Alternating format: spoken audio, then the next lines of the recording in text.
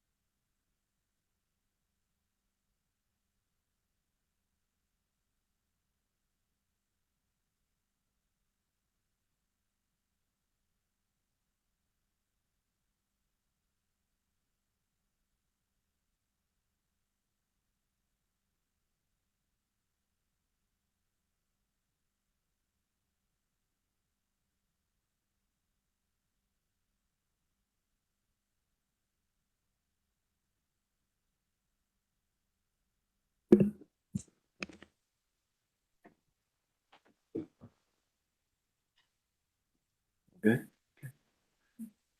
All right. All right, we'll go ahead and start tonight's Monday, October 28th, 2024 regular school board meeting. Want to welcome everyone out tonight and thank you for coming. Thank the board for coming in early today and getting some work done that we've been trying to get done for a while now. And again, I said this at the last meeting, but I wanted to say it again. Thank you for all the time you guys have been putting in. I really feel like this is part of our initiative as a new board that was coming on to put in the amount of work that we've done. And I think as school board members that it takes this amount of work to put in to be able to do the things that we know that we need to get done. And one of the biggest things that we're having to do is when it comes to student conduct. So I think it's just the way that we wanted to see the school division ran. One of the biggest things was with respect when it came to students in the classroom with our teachers. And and also the drug issue that our assistant superintendent came to us about a year and a half ago and talked to us about how out of control that was. And so those are two things that the board did when it came to our policies, and it's required us to put in a lot more work than previous. But I think that's part of and this service that we're doing for our community. And so I just want to say thank you again for the amount of time that you're putting into it. And it's taken a lot of time, and I think that we're seeing a result of that, and we'll see a result of that as we continue to go forward. So the first thing on our agenda tonight is a moment of silence. So if you'd like to join me in a moment of silence, that's what we're going to do right now.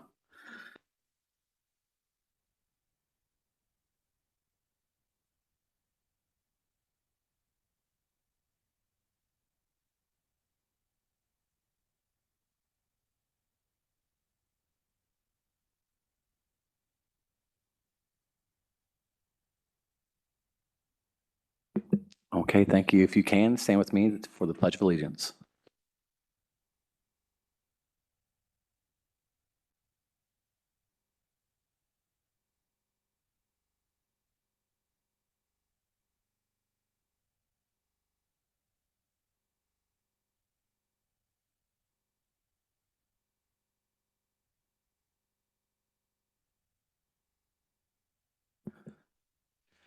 Okay, thank you.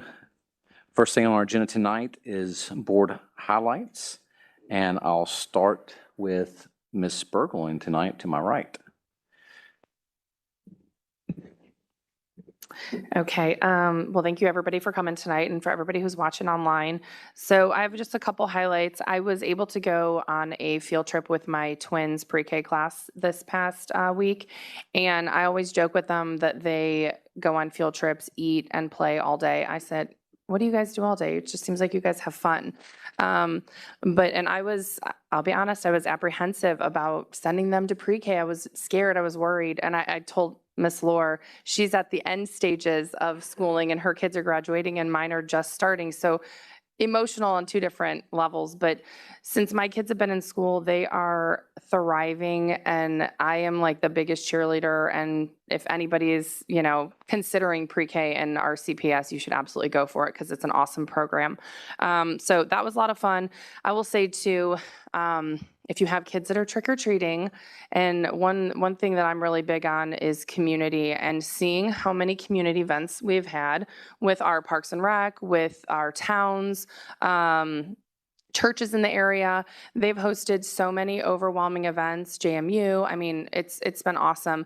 Just seeing the community, obviously not in an educational way, but in a way to invest in our kids and host these fun events has been really awesome. I have been running around like a crazy person to all the fun events for my kids. I don't recommend that, but it's been really awesome to see all the community members do and host really cool events for them.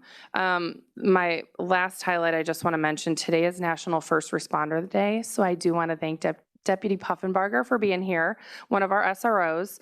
And I do want to say thank you to all of our first responders who help in our schools, who respond for emergencies, firefighters, police officers, our 911 dispatchers for answering the call, our medics, our rescue personnel. So thank you.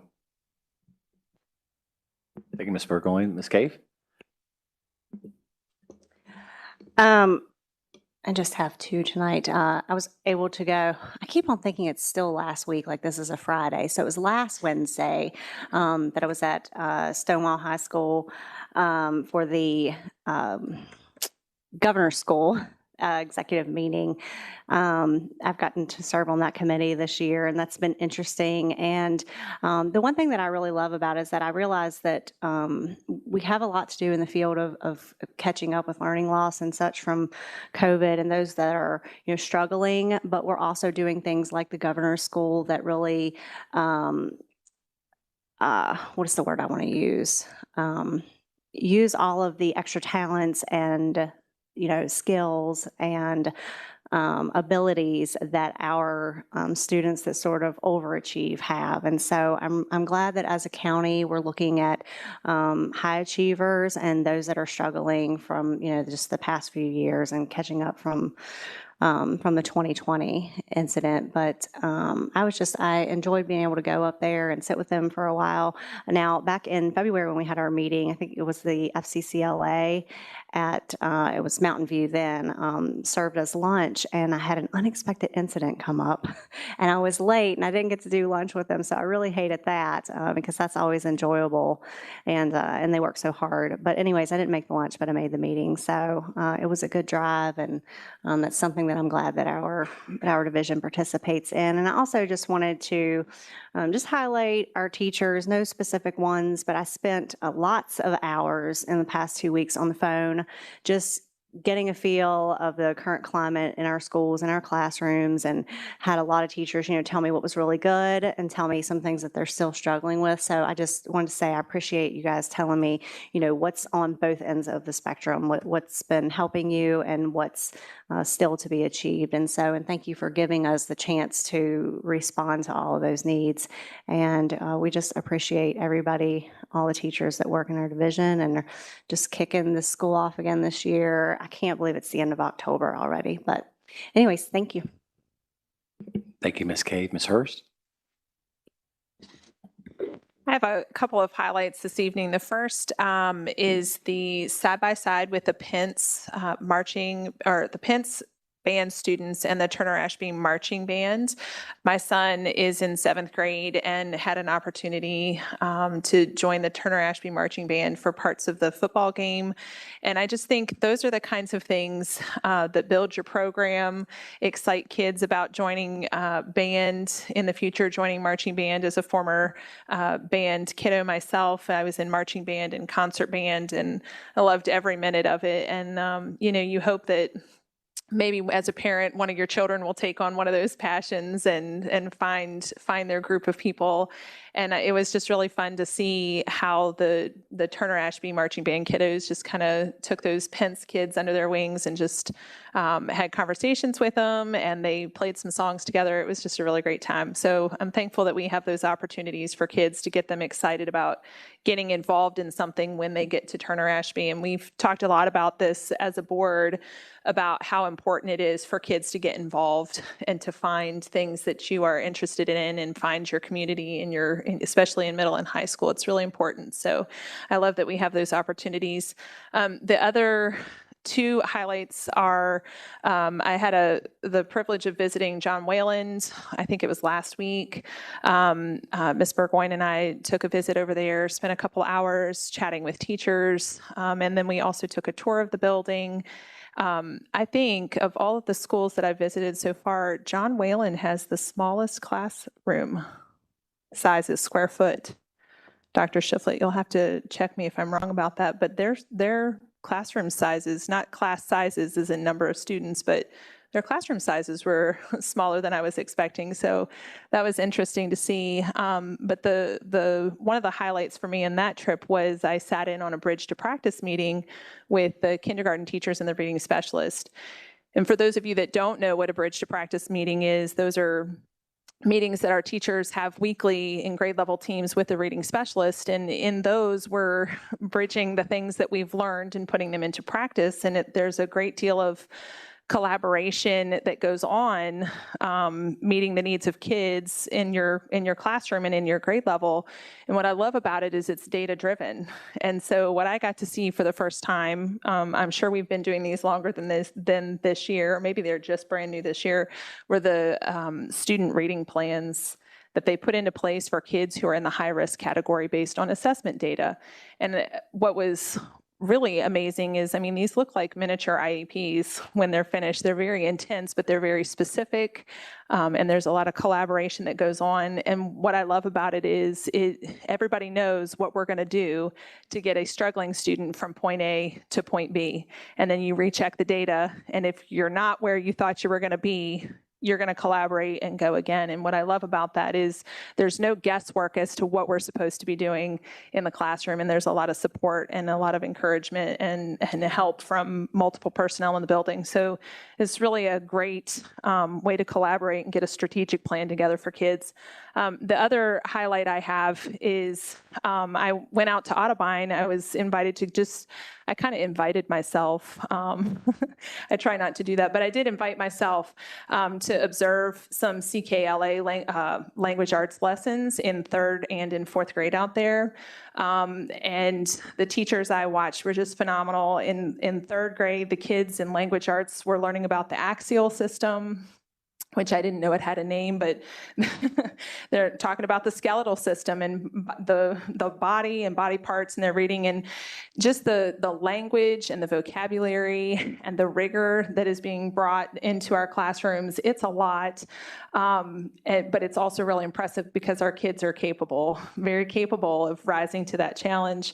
And in 4th grade, this blew my mind, but they are in the middle of a poetry unit, and the poem that they read and were discussing and analyzing and having really great dialogue was Langston Hughes' poem Harlem, if you're familiar with that. And I just kept sitting there thinking, this is something I think I read in high school, and I didn't understand it even then, it took a lot of work to understand it. And so the one shout out I would give is that, I realize our elementary teachers who are deep diving into CKLA, they are working really hard. It's a brand new curriculum, and the first time you do anything, you're going to spend twice as long preparing for it and going over it. And I know there are teachers spending really long hours outside of school preparing lessons for it. Anytime I get a chance, I just ask about how much time are you spending each day preparing, and usually my answer I'm getting are 45 minutes to an hour. Sometimes it's up there, depends on what they're doing, but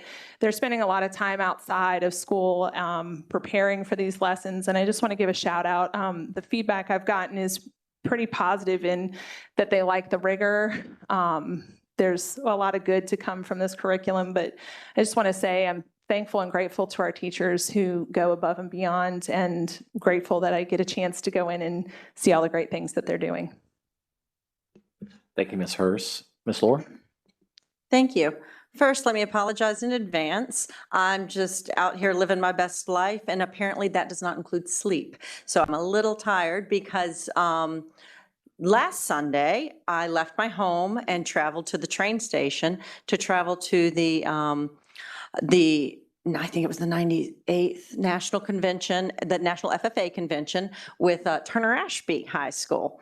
And we packed a lot of convention into our convention. We took the overnight train, got there early Monday morning. Monday, we went to the zoo, and at some point we were so tired, we just laid down in the dolphin area and watched the dolphins swim over us. That was a fun time. And then Tuesday, we went to Fair Oaks Farm for a dairy and hog tour and saw a mega dairy operation, which was something that our ag students hadn't necessarily seen before. Wednesday, I took a break from the group and I went and judged National FFA, the National Food Science Contest, and learned a lot, and I've got a lot of tips for our county moving forward. Thursday, we went and did community service at a community center, and we reorganized and helped them clean up around the community center. Friday, it was Ag Science Fair Day, where I was on stage. They have sessions, and they honor different students at different sessions, and I had 3 students that I had helped coach that received awards. They were all top 10 in the nation. Thomas Lohr and Halen Keller placed 10th in the nation for environmental and recreational science for their Ag Science Fair project.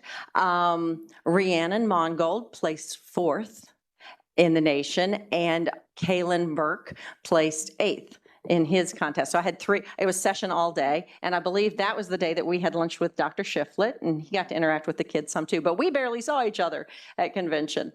And then Saturday, we packed up and spent some time with the kids waiting for the train to come back to bring us home. So we traveled back yesterday, and on the train ride, we worked on applications for grants for next year's science fair projects. So we had a great time, and I love spending time with the ag kids, and I am very appreciative to the ag teachers who allow me to work with their students and help help their students with all sorts of different things. So I want to say thank you to them. And then just now we had a meeting at 4:30, and I stepped out during dinner to go to the traffic box art project reception, where a former RCPS student, Rachel Bryan, was honored as, I think it was one of 9 traffic boxes. And hers is on, I think, Elizabeth and Wolf Street. So there's these big silver boxes around, and they've done artwork. They've encouraged different people from the area to do artwork, and they chose some to wrap around the traffic circle or the traffic boxes. And Rachel Bryan's was chosen, and she's a former RCPS student, and it's wildflowers and butterflies. And if you go to the top of the parking deck and look down, you can see more stuff on it. It's the only one that's like that. So it's really cool. So as you're driving around Harrisonburg, check out the artwork that's on the traffic boxes. A lot of it, there were a couple other people there that I knew, and are also, like, they have kids in RCPS, but RCPS has local art as well. So thank you. It was a great week, and I'm looking forward to I will stop talking now because we've got MTC coming tomorrow to do health checks and sheep stuff. So thank you. Thank you, Ms. Laura. Dr. Shiflett? Thank you, Chair Cross. So we have completed the first quarter of the school year. First 9 weeks have ended. And last week I was able to finish up my visits to the final schools on my list. So I had a goal this year to visit every school once during the 9 weeks period. When I visit, I just don't walk in the office and say hello and leave. I try to visit every classroom and say hello and greet the teachers and students. And sometimes they know who I am, sometimes they don't. That's okay. I'll just, keep showing up. Eventually they'll figure me out. But I always enjoy that, to see the reason why we do this work, right? To get into the classrooms and to see what's going on. Also had the opportunity, as Ms. Laura mentioned, to be at the National FFA Convention, which was awesome, to celebrate our kids and see their hard work pay off. Many of them were competing at the national level. And then finally, I want to just highlight, in September, we did an attendance campaign. I challenged all of our students as well as our employees to show up every day in September. For the students who did that, we put their name in a raffle at each school, and we had a drawing, and they could earn some Shirley's Gourmet popcorn. And I believe my team and I will be distributing that popcorn on Thursday. I'm not sure if Caitlin ordered any extra bags or not. I'll have to talk to her about that. But and then the other piece for the employees is if they showed up and reported to work every day in September, we'd put their name in a drawing, and I would offer to come into their classroom or whatever, right? Drive their bus, whatever it would take for the day, one day in October. And so that big winner was Mrs. Julie Ritchie. And maybe she's here just to check on me. And so I'll be going into Turner Ashby High School on Wednesday morning to teach chemistry and environmental science, I believe. But she's given me some liberty to teach my own lesson. And Ms. Hirsch, you'd be proud of me. I've spent countless hours. I couldn't even tell you how many preparing this lesson because I want it to be good. So it's very authentic. So we'll check back next time and see how how it goes, and maybe we'll get a report from Mrs. Ritchie, her students. But anyway, I hope she enjoys her day, and we'll do another challenge like that again soon. So I'm looking forward to it, to be back in the classroom. So thank you. That's all I have. So does she get to watch you, or she has the day off? It's her day off, and I'm doing the lesson, so she doesn't even have to. When you take a day off as a teacher, sometimes it's not worth it. I mean, I used to go just, Right, you have to write all the lesson plans. So I just go to work sick and be like, kids, excuse me if I got to leave or whatever, because I don't want to do lesson plans, right? I mean, So are you going to check his work and make sure he doesn't like teach the wrong chemistry or? Okay. she has confidence in me. I suggested that he get a bus and take everyone to Dairy Queen. So if any of your students are watching, that's what I suggested. I suggested that one of us call the principal there and make sure there's some kind of an evacuation drill that day, just for a truly authentic experience. So we'll work on that, Dr. Shiflett. You filled in as principal this year, now you're filling in as a teacher. So you're going back to the classroom and the school plenty this year. So appreciate all you're doing and thank you for doing that. That means a lot. I just wanted two things tonight. I want to thank all of our teachers and parents who got the Spotswood High School homecoming together and put that off, and they did such a wonderful job. The kids had a great time. My kid went as well and enjoyed the evening. And said he got in trouble for crowd surfing. We had a little conversation about that, but he had a fun time, and I appreciate everyone who put all the time and effort into getting homecoming ready. It takes a lot of work to do that. So thank the parents and thank our teachers that got that. And second tonight, I wanted to say congratulations to our seniors, Spotswood High School cross country. I've enjoyed this year having an opportunity to go out and watch these kids run. It's my first year. My son did something different this year. He's a baseball player, and he said, "Dad, I want to do cross country this year." I said, "So great." I said, go out and do it and see how good you are at doing it. So he did it. He came back and said, "Dad, all the thing we do is run." I said, "I know, that's about all you're going to do is run when you go there."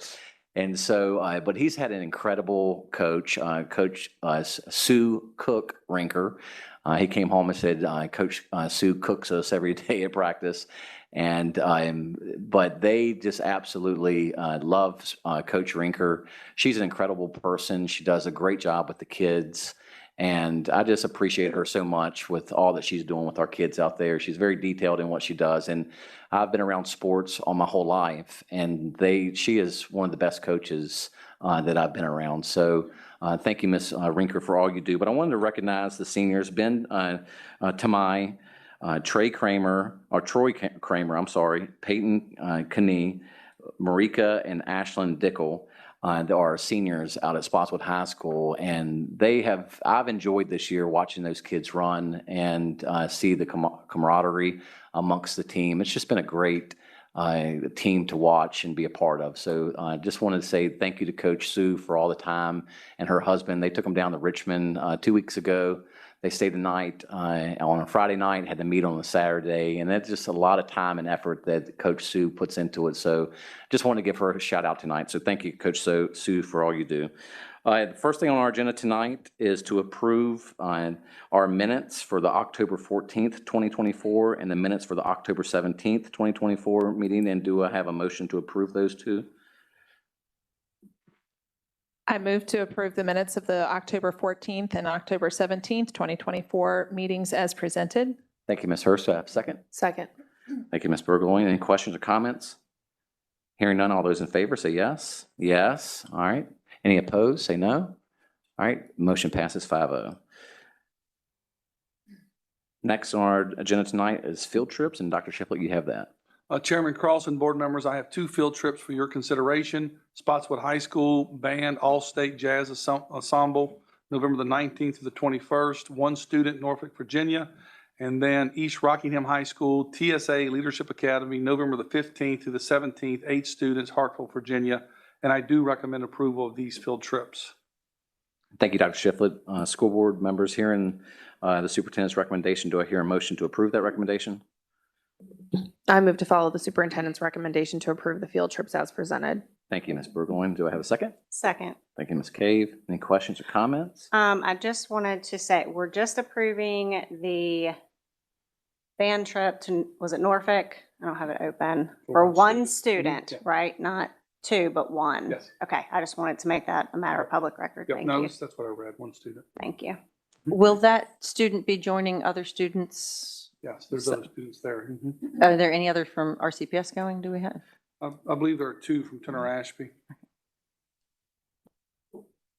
We approved last meeting, correct? It'll be next meeting. For this For the one? two, for the- Okay, I thought you emailed It's the today. 19th. Okay. All right, Yeah, this is, I think her question was about this one, okay. but the next meeting will approve. Hopefully we'll approve the two from Turner Ashby. Yes. All right, any other questions? All right, hearing none, all those in favor say yes? Yes, all right, that passes 5-0. Thank you. Next one on the list tonight is Mr. Steve Reed.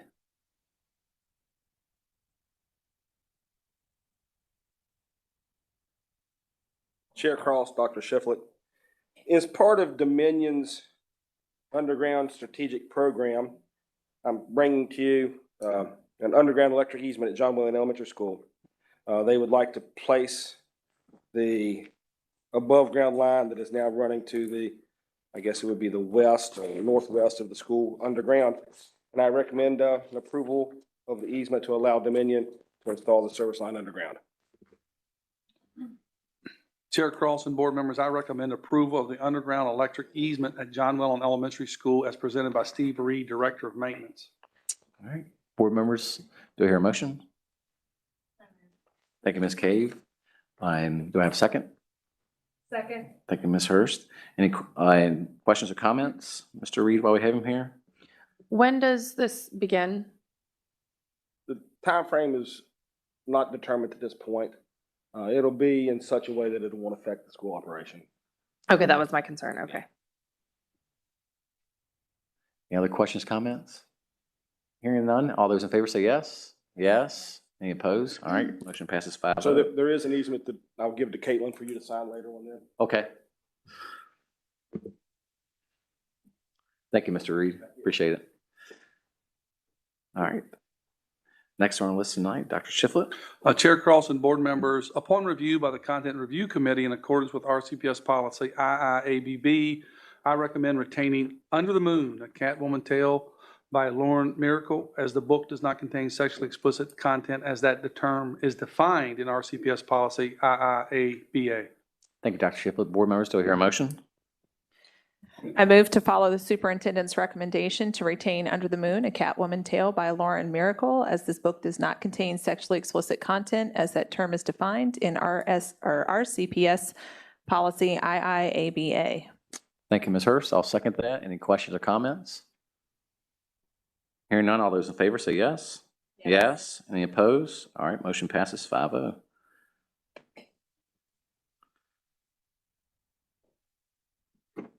That moves us on to our informational items. And Dr. Shiflett, you have the floor. All right, thank you, Chair Cross and board members. I wanted to bring you up to speed and kind of put together some information that we've been talking about, conversations around a capital improvement plan.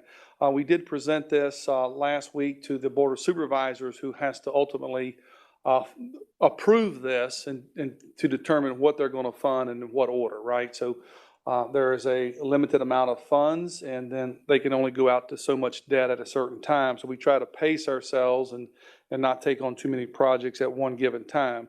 So I just want to kind of highlight what I shared with them and just kind of be on record for where we are. And we do this every fall. So, you know, if we come back, you know, next September and realize we got to make an adjustment, we can make some adjustments. So the request that I made to our Board of Supervisors is a combination of some school renovations and expansions. And I want to lay a little groundwork with our current enrollment and capacity numbers, just so we can kind of help people understand why we're making these recommendations, and it's not just kind of arbitrary. So just very quickly, our 4 high schools, we just recently finished the addition at Broadway High School, and they have a capacity now of over 350 students, so we have room to grow. East Rockingham High School still has capacity over 400 students, 435 students. Spotswood High School, 150, and Turner Ashby, 250. And so we still have some capacity in our high schools, although Spotswood is a little bit concerning. Right now, it's, you know, a lot of students from the urban development area would be going there. So looking at our 4 middle schools, Elkton Middle School has a smaller, I mean, their capacity is about 40, so we're getting kind of tight. And you'll see as we get into the to the proposal that we have an addition built in because of this. J. Frank Hilliard, about 200, over 200 students. We recently redistricted students from Montevideo into J. Frank, and we still have some capacity. Montevideo is another school that we have to sort of keep, in the back of our mind, capacity of around 132, and then Wilbur Pence almost at 300.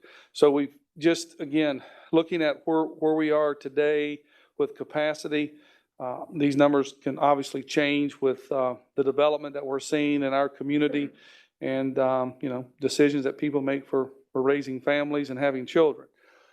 So elementary, again, we talked about redistricting students that we did this year. We worked on that process last spring. So Cub Run is at a capacity of about 51. It would probably, on paper, hold more students. It had more students than that. But if we get over this capacity of 665 students, then what happens is our programming begins to change, right? And then the students attending Cub Run have a different experience, and we're trying to keep equal opportunity for all students in Rockingham County. So that's something we have to keep an eye on. Elkton Elementary School has lots of capacity, almost 400 students, and we're beginning a project to renovate that school. It needs an overhaul. Folks Run, we moved some students in there last year with redistricting. They still have room for more. Just not sure it's feasible to redistrict any more students into the school without putting a greater burden for transportation. John C. Myers has some room, 191 students. John Whalen, 137. Lacey Springs, 60. Lee's, 57. McGahkeysville, 160. Mountain View, 216. We had taken some students out of Mountain View because of some anticipated growth in that area. Audubon, 37. Peakview, 98. Another school that's we have to keep a pulse on because of the growth that's happening in the urban development area. Plains, 199. Pleasant Valley, 99. Another school we have to keep an eye on because of growth. Excuse me. Riverbend has capacity of 282 and South River 132. Again, that's current capacities as of today, and we continue to monitor those numbers, and we'll watch this as we get into next year's plan as well. So our current project that we've actually started doing some work on is Elkton Elementary School with a renovation around $22 million. And, the school was built in two sections. The first part in 1939, then another section in 1972, and they operate on a 50-year-old HVAC system. So we definitely need to address that. Some asbestos, we have to do some abatement, kitchen updates, windows, electric circuits, with a completion of August 2026. So not next school year, but the following, okay? And then Pleasant Valley Elementary School addition. So this was kind of new in our thinking. It wasn't part of the plan last year, right? So we talk about every fall, we take a look at this. Last fall, this wasn't on the plan anywhere, right? So here it is because Boulder Ridge, just across the road from Pleasant Valley there, across from Misty Morn, Greenhouse has a significant development coming. Wingate is about half complete, and so we're getting lots of students out of that area. So we're looking to add an additional 9 grade level classrooms to Pleasant Valley to increase their capacity from 377 to approximately 500. And again, Wingate and Boulder Ridge will be, definitely impacting Pleasant Valley, and realizing that there's also a new development that will be coming into the Mountain View area. Can I think? Granite Farms, I believe it's coming off a switchboard. It's been it was approved many years ago. It's finally coming to fruition, and so that's going to be impacting Mountain View. So we don't feel like we can really move students from Pleasant Valley to Mountain View. So an addition coming to Pleasant Valley, hopefully, really. Once the Board of Supervisors approve this, we want to get started on that as soon as possible. That's our goal, and I know we've got some parameters to work around and some things to deal with. McGahkeysville Elementary School, again, another HVAC system that's more than 50 years old. And again, some of the abatement and kitchen updates. And thinking with that one to come right sort of off the heels of Elkton Elementary School with a completion of September 27. We're also looking at potentially, while we're there with the construction company, potentially looking at an addition to add some more classrooms if we can. And we'll have to look and see if it's feasible and if there's room and so forth and how we can do that. The next sort of big project is Massanutten Technical Center. And basically, we've been working with the engineers and architects looking at how we can renovate the original building. More stuff behind the walls, right? Electrical, HVAC, all of those things. Maybe not so much just the, definitely not the exterior, but what you see when you go into the building, maybe folks wouldn't even notice what's happening. But it definitely is a need of a renovation. And $28 million, that's about 80% of that's what we would pay because we have a partnership with Harrisonburg City on Massanutten Technical Center. And then we mentioned Elkton Middle School. So only has about, what I think I remember, 40 student capacity. So we would like to build an addition there so we could have the school more aligned with East Rockingham High School. For potential, we could potentially redistrict some more students into the East Rockingham area. That completion date would be 2029. And then Spotswood High School renovation. Again, due to the age of the building, HVAC, windows, doors, and growth in the UDA makes this expansion necessary. So we're looking at a renovation and an expansion. So of our 4 high schools, Spotswood's the only one with a capacity around 1,000. We'd like to get it up to 1,200 with the other 3 high schools. So again, trying to build, when it comes to athletics and programs and offerings, to have schools with somewhat similar size. So that would be a completion of 2030. And then there's also conversations we've been having with our counterparts at the Board of Supervisors. Eventually, we're going to need another elementary school. And when we come back to this process next year, maybe this gets moved up into the line a little sooner than later. We're not sure. Right now, we have it like just sort of at year 6, but it may have to come sooner than later. And this would be a school that would help alleviate some of the growth at Cub Run, Peakview. We've also had conversations about using McGaheysville as a hybrid school, if you will, that would have some students that would attend Spotswood as, as high school students and East Rock. So we have room on that east end of the school division that we would like to utilize as much as possible. And then the last piece that we added to the capital improvement plan was consideration for an agricultural land lab. And I wasn't even sure what year to put it in the process. I wasn't even sure what value to put on it. But we're wanting to find a space that we can use, not just for our MTC program, but for all of our ag programs, for school visits. And this is something that we had a presentation, I believe, last spring, and this board felt really strongly about that. And we have been looking to find a place. We just haven't found it yet. So we're not exactly sure what that price tag would be and when we would be able to move on that. But we wanted to make sure that the Board of Supervisors were aware that that was something that we were desiring to do, and it wasn't a surprise. So there's where we are. And again, this is presentation. Board of Supervisors can approve, and then next year we'll kind of repeat and we'll reevaluate. And does that new elementary school get moved up? Does it get moved back? What happens with enrollment? We just have to, it's a yearly process to try to monitor and be good stewards and try to use what space we have in our schools to the best of our ability. So any questions or comments? I have a question at the beginning from the student capacity and remaining capacity. Is that straight capacity based on physical building there now? Or does that include mobile units?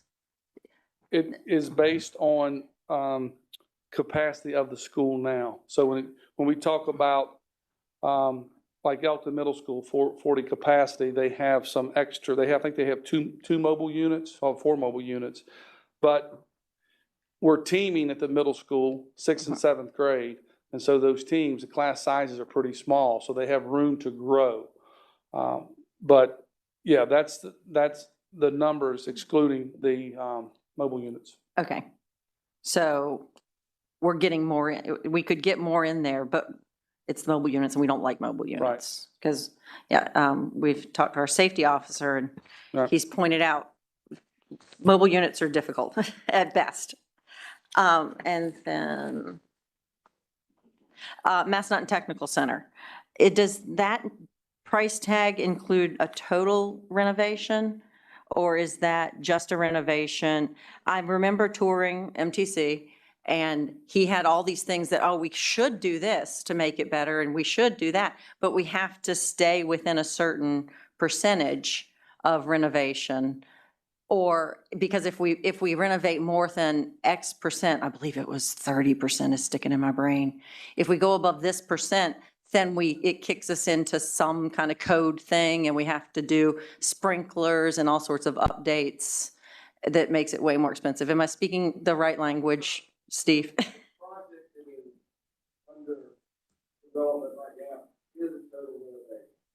So for that, we'd get what we need, not just what we have to have, because, okay.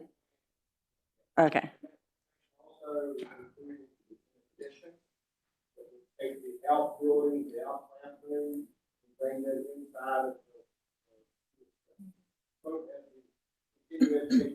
and. So for this price tag, we'll get what we,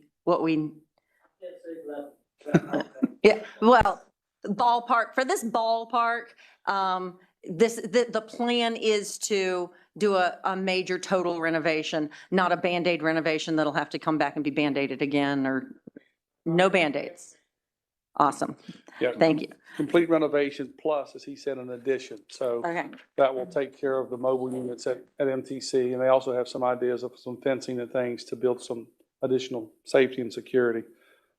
Great. And I personally, it's up to, I need to defer to the rest of the board somewhat, but I personally would like to see us add the consideration for the Ag Land Lab to the 2026 timeline, just to get them primed for that, because it needs to be sooner rather than later. And the reason I need to defer to the board, because the sheep are at my house, and the sheep are welcome to stay at my house as long as they need to stay at my house, but I don't want them staying, I don't want them moving in forever. And we've actually lost the goats. So now we are just down to sheep. My farm is the only farm that we have access to, with an MOU and all the things that come with that. So kids only have access to driving 20 minutes up the road, more than 20 minutes up the road to my house. So it's not ideal for them at this point. So I would like to see it put on the timeline for next year. And if we don't make it, roll it to the next timeline and keep rolling it until we get it, instead of, oh, this is something we want to do maybe in 5 years. So, but those are all my questions. If we're not intentional about it, I'm afraid we'll never get to it. That would be my fear. Yeah. A question I have is if you could, when we're discussing redistricting, because that's a necessary component of, preparing Elkton Elementary School, McGaheysville, when we talk about redistricting, what schools do you envision that having an impact on? So once we have Elkton Elementary School completed, the capacity of that school is going to be around 600. I can look at my notes here. I don't have it memorized. 665. And Elkton Elementary, and it's going to have under 300 students. So our thinking is we can move some students from Riverbend to Elkton Elementary School. It's where those students and families attended school prior to Riverbend Elementary School. And then we can move some students from McGaheysville to Riverbend. And we talked about keeping sort of McGaheysville proper in McGaheysville, right? And again, with them going towards Elkton Middle, that's why we got to get an addition, and then East Rockingham. And then we would have space at McGaheysville to relieve some of the overcrowding at Cub Run and Peakview. And there would be a conversation then with the board. Do you want to take some of those students from Peak and Cub to McGaheysville and then Montevideo Spotswood? Or are there some students that you would take to McGaheysville, Elkton Middle, East Rock, right? Which is the bigger conversation. And I think there's probably room to do both. But this, and we've met, Mr. Cross and Ms. Cave and I met with Justin Moyers and Chris Sowers and spent some time looking at roads and where we could potentially, move and change bus routes to make some room. Because between Elkton Elementary School, Riverbend, and McGaheysville, there's probably 600 vacant, empty seats that we could use. So basically an elementary school. Right now, there's some heartburn involved there, right? You folks were a part of that. You came in on January of this year, and redistricting was on the table, and we had to work through that. But I do think, if you will recall, a meeting or two ago, a parent took the stand and said, we were part of redistricting and it's been fine. So that's usually the verdict. But we'll have to work through the details of that and maybe conversations with the board as to when you would want to, maybe dive into the weeds and get details with that. But overview, big picture, moving students basically east from Riverbend to Elkton Elementary School, from McGaheysville to Riverbend, then we would have capacity. If we can do an addition at McGaheysville, we would have an even more room. What that allows us, just so people understand, why would you do that? What that allows us is to push the new elementary school down the road a few more years. Now, some people may say, well, let's go ahead and do the elementary school, and perhaps we can, but the county only has so much money from which to operate. And so if we dive into that fund, that pot of money for an elementary school, that means something else gets pushed back. We also have to be thoughtful of this, is when we open a new elementary school, whenever that is, right, there's operational costs that come with that we're not dealing with currently, right? So when we open a new elementary school, and I'm just quickly, new principal, perhaps an assistant principal, a bookkeeper, a clerk, a librarian, a counselor, we can come up with a dozen positions that we have to hire brand new that's continual money. So so then it impacts our operational cost. So, thinking about other things that we may want to be doing as a school board, that hits us hard when we have to open a new school. And I don't know what the exact price tag would be. It would really, I think, depend on the students. There would be some shifting of staff from one school to another. There would be it wouldn't be a total all new money for operating. However, it just doesn't work out that when you open the new elementary school that you take these kids, that all the teachers you need will come from other schools. There'll be new positions, if that makes sense. So, but it's a good question, right? And to think about, how do we want to operate, and what's the best use of our resources? I have a question. Yeah. Elkton Elementary School, it's showing the student capacity at 665. That is after the renovation. That's not currently, right? It's current. It is current. Renovation isn't adding any capacity. Okay, I just wanted to make sure. Okay. I think in the renovation, there may be, Steve, correct me if I'm wrong, there may be a sped space or a resource room or something. Very small. Something trivial. Right. Resource range. Right. They had some, if you've been in Elkton Elementary School, they have these open sort of like pods, and then off each pod there are the classrooms. I think we may try to recapture some of that space for, again, a resource room, storage, whatever. But yeah, that's the capacity. So at one time before Riverbend was built, they had 600 plus students, I believe, there. And yeah. Okay, and then my last question. This, the capacity is with the max class size being 25? Elementary would be 24 in the upper 24. grades. And then 25 for the rest, you said? Yeah.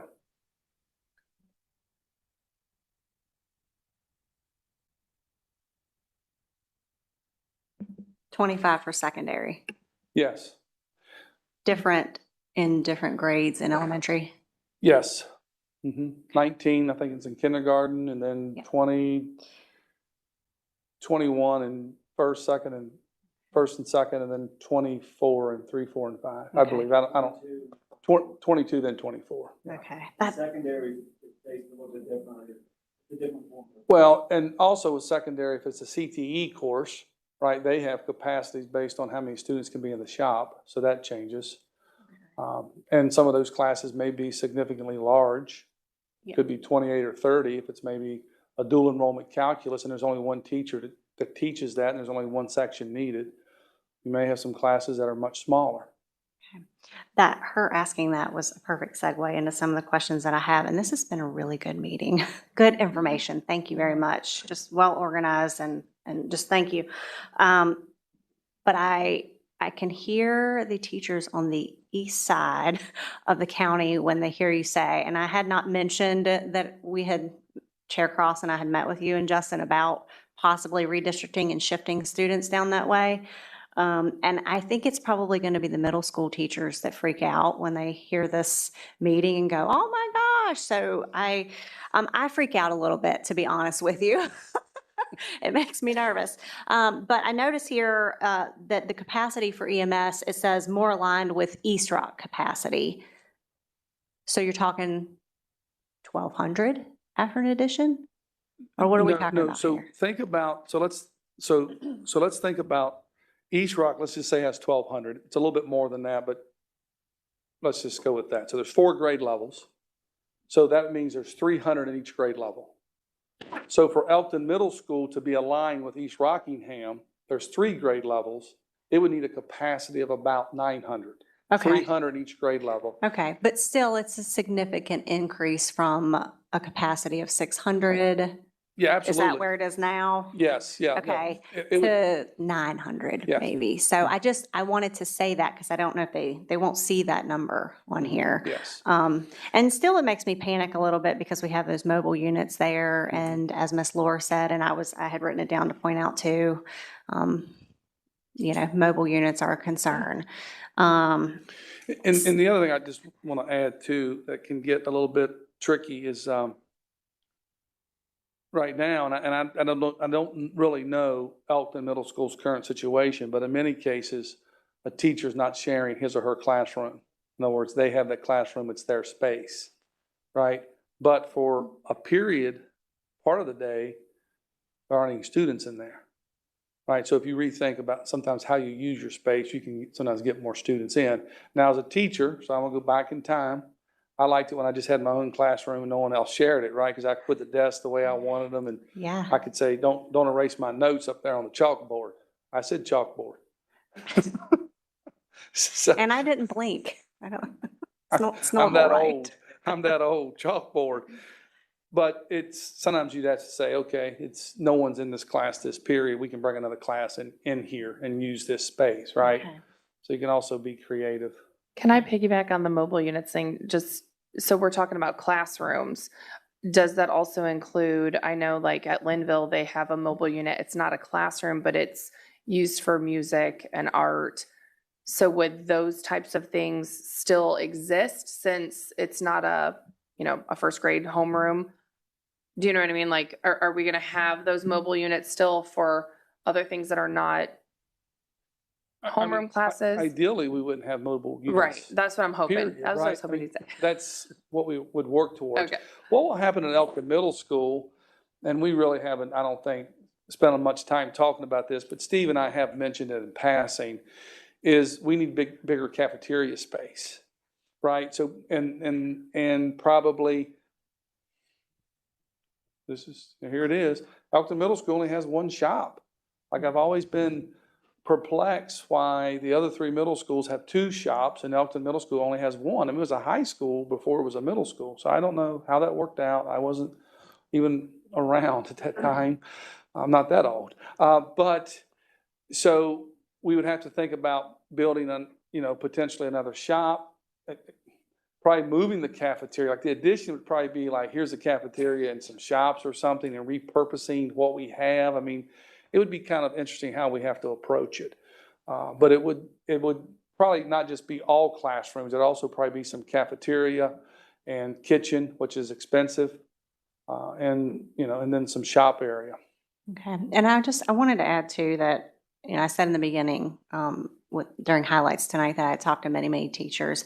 And something that was brought up, I think on Friday to me with one of them that I spoke to was that this particular teacher, a middle school teacher, said the ideal classroom size would be 15 to 20 max. This teacher said that, you know, you can still work in small groups, you can still do those kinds of things or do breakouts and whatnot. So I know that the formula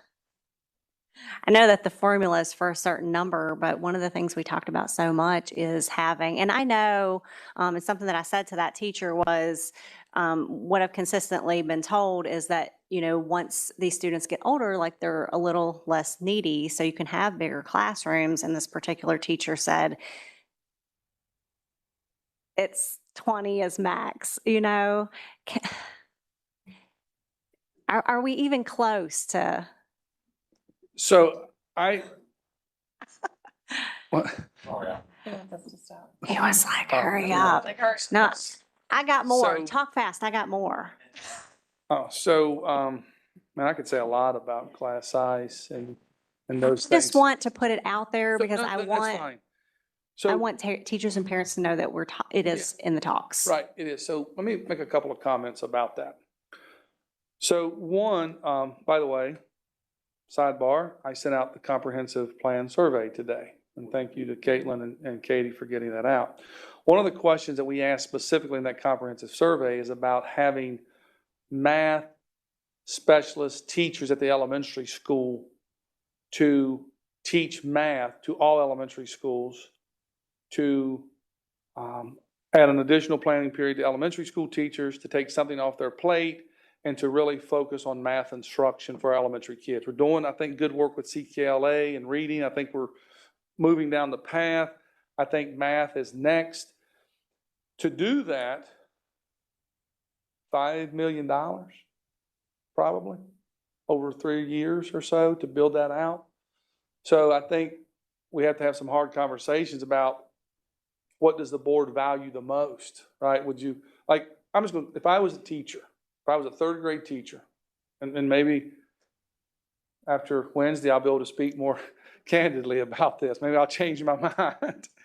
But if I was a third grade teacher and you said to me, would you rather have an extra planning and someone else teach math for you, right? And you have 22 kids or whatever, or would you rather have 18 kids? I'm going to take the 22 kids. Me, Larry Shiflett, would do that. Now, I'm not, maybe we should survey all the teachers and get their opinion on it, right? But I think math specialist is going to get a lot of results for us and help us out tremendously. So the other piece about class size, and it worries me a little bit even when we talk about math specialists, is where do we find the teachers? Because right now we're in a teacher crisis and teacher shortage crisis, right? We're having trouble finding highly qualified teachers. And when it comes to class size, what matters the most is the quality of the teacher. Above everything else, that's what matters the most, right? And I teach, now college teaching is not the same as public school teaching, right? It's way different. They're just totally different. But when I have a class that has more students, I do have more papers to grade, more kids to keep up with, right? I get wanting smaller numbers. I understand that. And I would say of all the classes, I would say our middle schools probably have some of the best class numbers overall. Like when I go around and do these visits, when I'm in a classroom for very long, I'm counting students, right? Because I'm always curious, how many students is in this class, right? In middle schools, I'm seeing 16, 17, 18, right? So I'm seeing really good numbers, and especially in 6th and 7th grade because we team. So, and we can do a presentation on that at some point, but basically we take a group of, let's say, for lack of better words, 100 students, and those 100 students have 4 teachers, a reading teacher, a math teacher, science teacher, social studies teacher. And those 4 teachers share those 100, I use 100 because it's easy math, 25. we don't have teams of 25, teams of probably 75, 80, 85. But the downside of that is it does cost you more from an HR standpoint to build teams of 4 than just to hire teachers that you need one here or there. So there is a cost to that. So I think it's a good conversation, right? I mean, yeah, fewer is with needs of students, right? We've heard that from, I think, elementary all the way through. What are the needs of our students, and what's the threshold? What's the cutoff? Yeah. And Dr. Shiflett, I had talked to you earlier, I was going to say earlier in the week again, last week, about a potential development of 70 duplexes in Elkton. Mm-hmm. Now, I heard about this after you and I and Justin and Chair Cross met when we were talking about redistricting and moving. So if you could just follow up on that, whatever you can do. I don't know how that would affect our schools, but when we were talking about shifting students and having an additional development in that area, it was a little bit concerning to me. So I did speak to Justin about that, and we have worked with the county board of supervisors and their administrative staff on trying to come up with a formula that gives us a projection for how many students we anticipate would come out of a new development. It's not an exact science. It's a formula based on past trends. So based on that, 35 students, I think, is the number that we came up with. Justin, was it 35? 30 students, K-12. So then that would mean, maybe a dozen at the middle school, unless they all happen to be middle school kids. But we'll have to look at that. I've also asked Justin if he wouldn't mind in the coming weeks to be having conversations with the local towns about what developments they have on their plans. That would be great. Because, a year ago, I think Timberville came to us and talked about some developments they wanted to approve. But typically, towns aren't asking our input. Right. The county board of supervisors always ask our input. They come to us and say, hey, we have a proposal for this development with this many housing units. Here's what we're seeing. Here's what we think could be. How's it going to impact the school system? So we need to find out from our towns what they may have on the records just before we make any final determinations, right, about any type of redistricting. Okay. And the McGaxville Elementary renovation, you talked about possible addition. Now, the renovation, is that replacing HVAC, lighting? What about parking lots? The renovation is not any additional parking. Okay. Yeah. Well, what about renovating of the current ones, like repavement or any of that? Not at this time. Okay. If we go with an addition also, it looks like it's going to be doing some parking change. Okay.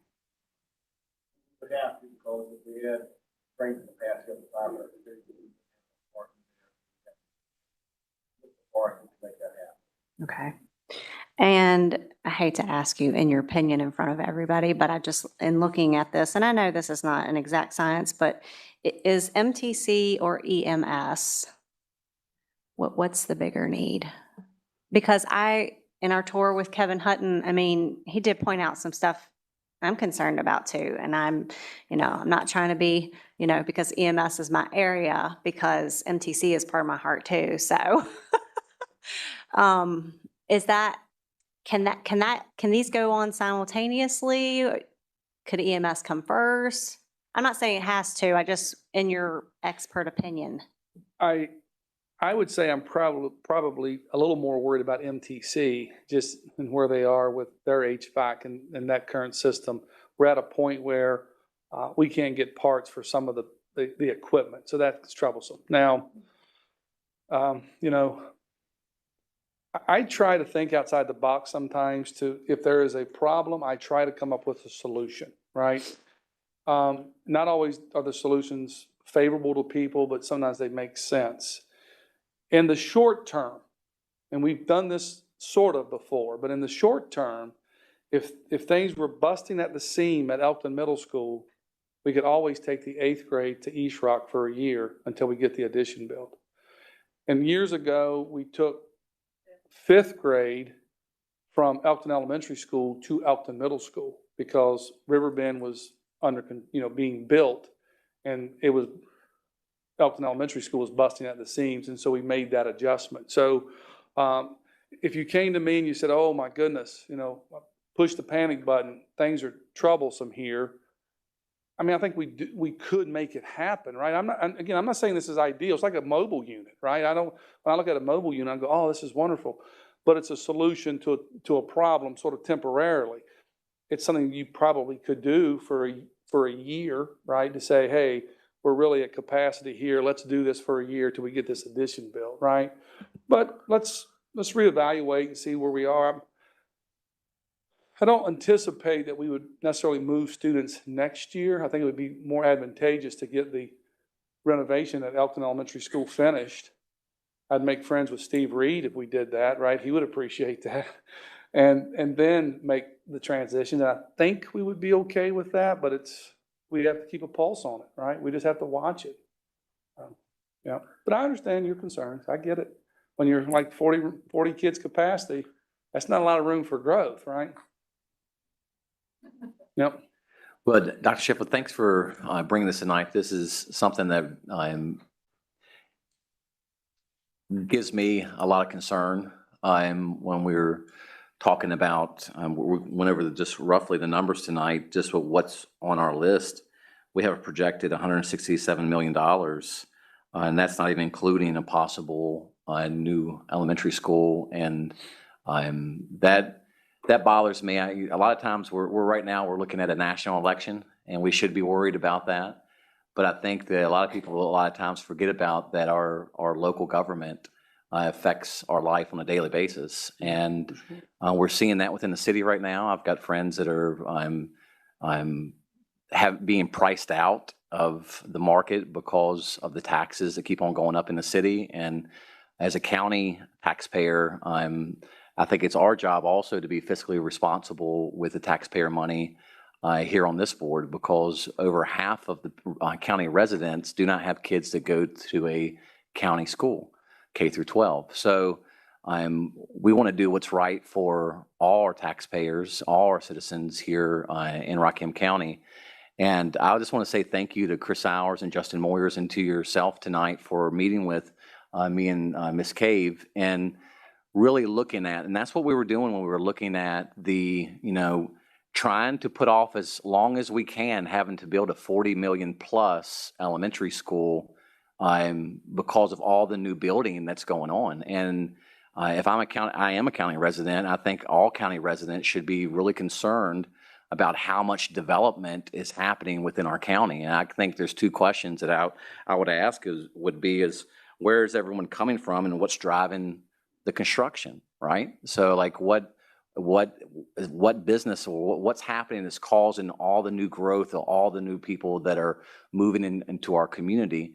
And as we sat down and we looked at the amount of developments that's already been approved at the Board of Supervisor level in the past, like they're just sitting out there, and that anytime these national builders like Ryan Holmes is coming into our community and buying up developments that have already been approved in the county, and they could be starting houses right away on those. And that concerns me as a board member and also as a county taxpayer. And that's something that we really have to keep an eye out of what's going on. And man, the Board of Supervisors, they got a lot of work on their plate to be able to keep this. I've always wondered why we need a UDA, Urban Development Center, in Rockingham County. I live in that UDA. I see it every day going on. And when I think about building a new elementary school right at the county and city line, that concerns me too, because the amount of people that live in my subdivision, in Barrington, in Magnolia Ridge, and off of Shin Lake is almost probably the amount of people that live in the town of Bridgewater. And so the amount of traffic that's in and out there, then also not only think about that, but the people leaving the city that leave Port Road from the city to go to the town of Grottoes, Port Republic, Cross Keys, the amount of traffic that's on that road on a daily basis is a whole lot. So for us to sit down and to look at the redistricting and have to say, and that's one of the things as a board member that we don't like to do. We don't want to redistrict. We know that parents and kids love going to their school. They're going to be really upset when they find out, hey, we got to go to another elementary school. But I think it's our job to be fiscally responsible with the taxpayer money and say, hey, we've got a lot of room here on the East End that we could possibly use. And it's not because we want to, but we're really kind of being forced that way to do that. So and this really, it does concern me when we look at that.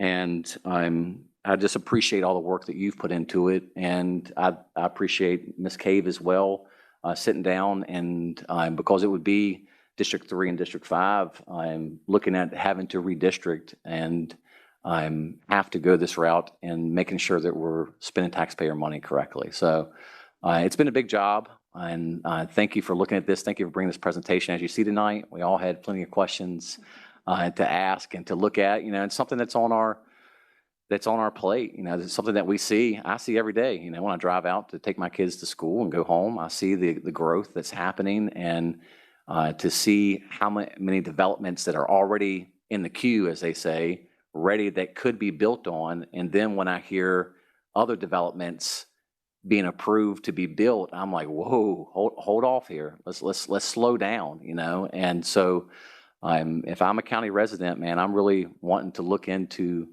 the growth and what's going on. So thank you so much for bringing this tonight. Appreciate it.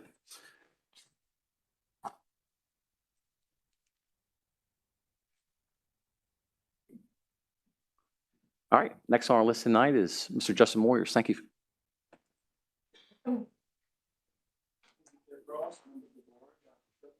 Is that better?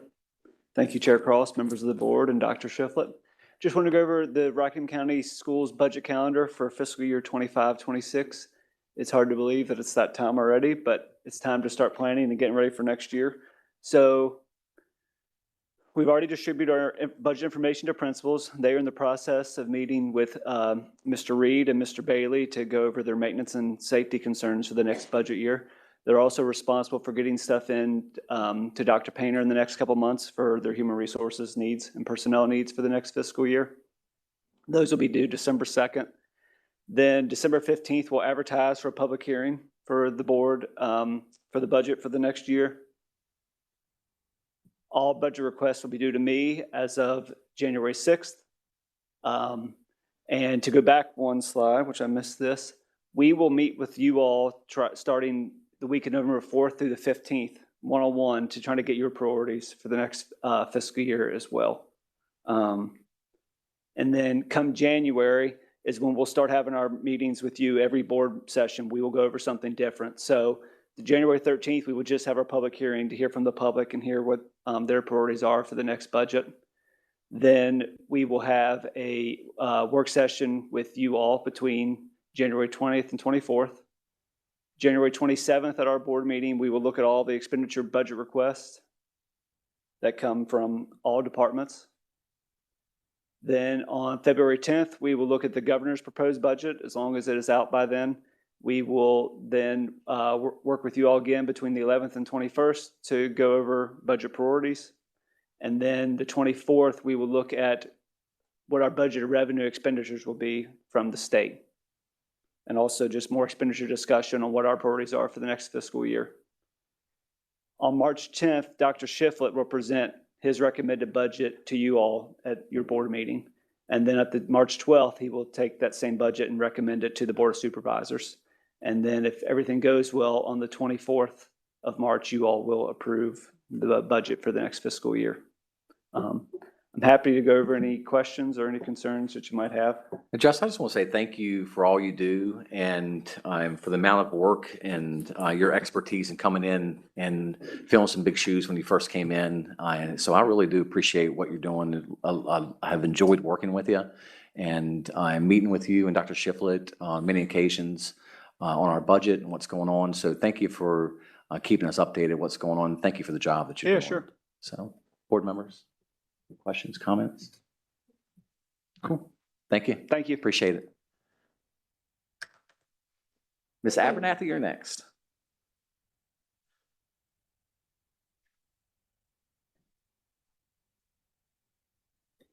Good evening, Chair Cross, Dr. Shiflett, and members of the school board. It is that time of year again, as well as we are talking about our school calendar for 2025-2026 already. So thank you for giving me this opportunity to share our projected timeline for the school calendar. A week ago, the calendar committee, which includes myself, teachers, and administrators from each level of elementary, middle, and high school, and parents, we met briefly to determine our process. Our plan is to share a brief survey with families and staff to complete that could possibly include a draft calendar to consider. Such items on the survey would definitely include determining the person completing the survey, if they're an RCPS employee, RCPS parent or guardian, or both an employee and parent guardian. Currently, we have back to school nights during Fair Week. So we've included questions about the Rockingham County Fair. Do you attend? And if so, how often? Do you participate in the fair? And if so, how often and what time of day? When do you prefer the first day of school? Do you prefer Tuesday, Wednesday, or Thursday to be the first day? And what is most important to you and your family? And you only get to select one of these. So 2 weeks at winter break, 1 full week at spring break, a full week at Thanksgiving, starting school after the fair, starting school after Labor Day, ending school earlier than we historically have at or around June 6th, and no school for students on all federal holidays. So again, folks will have the opportunity to choose one of those. If we chose all of them, we would be in a year-round schooling situation. So they'll have one opportunity to choose which is most important. I'd like to share our projected timeline, which includes receiving and analyzing survey responses, creating a draft calendar, and bringing it to the school board for information and then for approval by the middle of January. So keep in mind, this process also includes Harrisonburg City Public Schools as we try to align our school calendar since we share MTC, and we have many families who work in Harrisonburg and have students in Rockingham and vice versa. So our timeline is as follows. So October 21st, again, last Monday, we had our first meeting of our calendar committee to consider potential items for the survey and the draft calendar. November 4th, so starting next Monday, we'd like to send out a survey to all stakeholders with a deadline of completing November 14th. November 20th is our next scheduled calendar committee meeting to review the survey responses and begin creating the recommended calendar. I would share the recommended calendar draft for the 25-26 school year as an information item with the school board at the December 9th meeting, and then return to the school board during the January 13th meeting to ask for approval for the 25-26 school calendar. So since we are in the early stages of this process, what, if any, items would you like for the committee to consider as we develop the survey that will be shared with all stakeholders and to be included on the school calendar? Are there any certain items you want us to take a look at? Well, this is a timely question because Sunday on the way back from Indianapolis, I had a student look at me and say, "You should have gotten us tomorrow off. I'm tired." I'm like, "Well, I got you Friday off. You missed a whole day of school that you don't have to make up." And he said, "We also need the Super Bowl off." And I was like, "We discussed that and I don't remember where we landed. And I was just trying to look it up and I can't get to it." So where did we land on the Super Bowl? Do we have the Super Bowl off this year or the day after the Super Bowl? The day after the Super Bowl. We do not. We do not. And then there was a good reason why, and it was. So because to help align with Harrisonburg City, Okay. we have President's Day off instead of it's the next week. But I Okay. think we looked on the calendar for not for 25-26, but 26-27, Right, so it in aligns. 2027, the Super Bowl is going to be on the Sunday before President's Day. So we'll do it for that So one. Because that's always 2 been years. a little bit of our dilemma. Are we off President's Day or the Monday after the Super Bowl, right? And they're not aligned, but I believe it's 2027. It is. Yeah, we did look at that. And the NFL has decided that they're going to make that move so that folks have because it's a federal holiday. So we'll let them take the lead on that. I So in guess. 2027, they're going to start doing it. Can we add to the questionnaire? Would you rather have President's Day or the day after the Super Bowl off? Absolutely. I don't know, if the question probably should even be on the questionnaire, do you want to start school before the county fair? Because I think there's a majority up here that is not going to be in favor of starting school before the county fair. That's really important to our community, and I don't see that changing. So maybe have a conversation with you before we send that out. Right. That wasn't one of our questions. I thought To you start said, before the county fair, it was do you want to start after?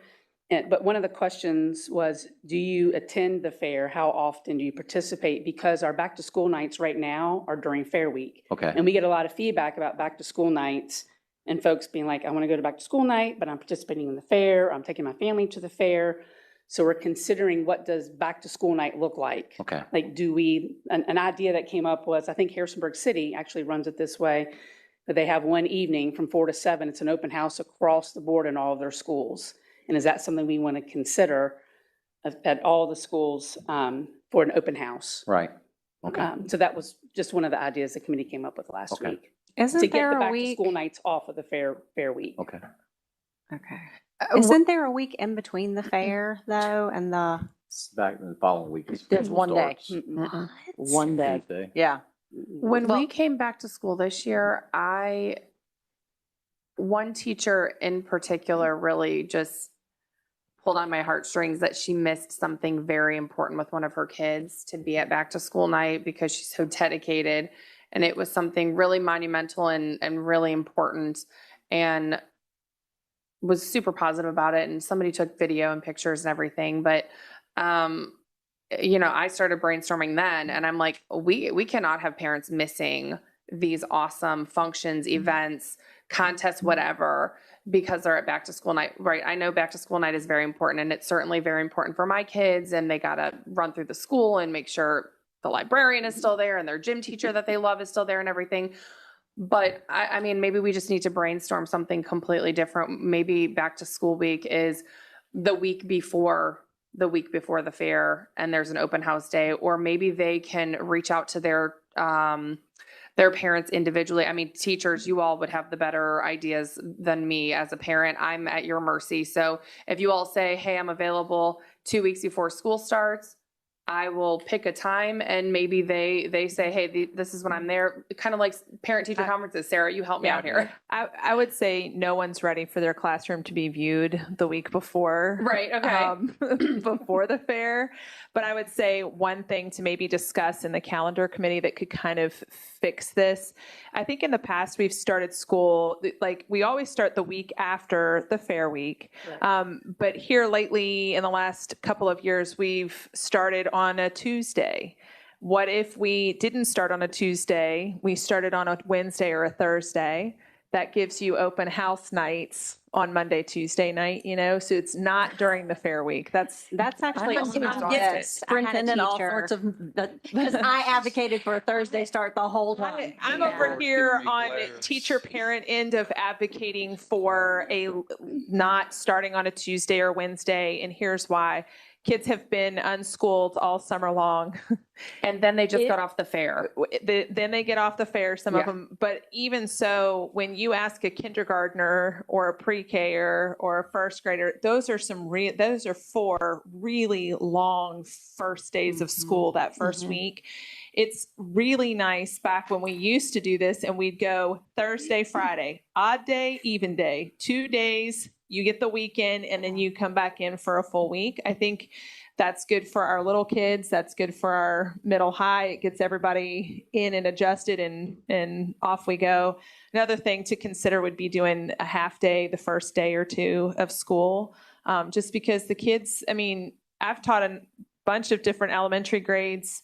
They're tired by 11 o'clock. We have worn them out from 8:30 until 11. They're running on adrenaline, but by 1 p.m., a lot of our elementary schools kids they're just tired that first week of school, and we limp them along. But if there's a way to figure out how we can move back to school night off of fair week, put it earlier in the week afterwards, and push the start of school. But I know anytime you make an adjustment like that, you rob Peter to pay Paul, right? So where we steal for that first week of school, we may have to pay back at the end of the school year. I think that's why it's good to continue to have conversations with people who care about these things. I would advocate, I would probably advocate a little differently. I mean, you heard what I would advocate for, and I'm okay if we squeeze in an extra day or two later in the calendar, just so that we have that time at the first week, at the beginning of the school year. But other people might feel differently. Yeah, and give teachers the flexibility. I know that some had said, yeah, we could do kind of like conferences what works for you and I, right? They've got to meet with 22 sets of parents or whatever works for them. Maybe they jam pack it all during the week before the fair during the day, and that works for them. But I mean, if every teacher's doing it a little bit differently, I'm fine with that. I don't want them to miss out. So. Right. I'll give a shout out to Kenny Boyers at South River. He opened up his school, I think, from 11 to 4, maybe. I forget. It was they talked to sent an email out to their parents, all the parents, and said, "Hey, you can coordinate with your teacher if you're working nights or you got something going on and you can't come during these hours. Come between 11 and 4 o'clock." And it really worked out for Mr. Boyers. The way I understood it, that he told us when we were down there for the walk on school. So anyway, it may be something that we come up with principals too, with teachers that can. And I think there could be some flexibility if we had a Thursday start date or, Wednesday start date. And no, I think you could maybe squeeze those in. I never forget. So the last few years, and again, we can change things because I'm not about just always doing how we've always done them, right? So, but we've tried to build some consistency. High school's on a certain night, middle school's on a certain night, elementary's on a certain night, and we do that for that family who has an elementary, a middle, and a high school child, right? It helps them. But prior to that sort of schedule, we were able to pick and choose, as a school when we wanted to do it. So one year we decided to do it school started on the Tuesday. We decided to do open house on the Monday night before school started. The best attended open house ever. I mean, we had, I'm just saying, and I get it because you're like, oh, it's the day before school. It's the day before school. I got to get these kids in bed early. I get it, but it was like a 4 to 6, so it wasn't late. But like we had in some classrooms 100% attendance, right? So it was, and then we changed and went back to the structure. So, and I think there could maybe be some flexibility, like if we could do elementary on a night, secondary on a different night, because you also had to think about those families who have, kids at all grade levels. But also I want to give shout out to Mrs. Abernathy for working on the calendar and also moving it up on the calendar. Because one of the concerns I heard from some folks, not many, but they said, come January or February, we have to start submitting vacation requests at our place of employment. Well, in December, we'll have a draft. So people will have a sense of what it may look like in December. So if they need to start making requests for vacation days or time off, they'll have a good sense of what it looks like. Typically, we don't make huge changes from information to action. Sometimes we make some tweaks, but overall. So thanks to you for kind of putting that up in the calendar. Usually we approve it like the end of February or March, so now early January. So thanks for doing that. On your list. I'm sorry, just to go back to No, go ahead. the fair questions. Can you read those back to me? So this isn't anything in stone. Yeah, but yeah. These were just the draft survey at the moment.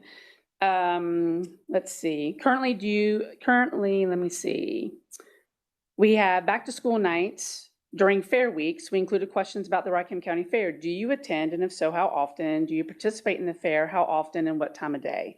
Add to that, what do you participate in? That's going to give you really good data, because if they're doing the lamb show, well, then we need to stay away. Well, they've changed the schedule. Yeah, no, if they're doing the lamb show, you need to stay away from Monday. If they're doing 4-H and FFA shows, Thursday would work. So it will give you better data if you have that information as to what the majority of them are doing.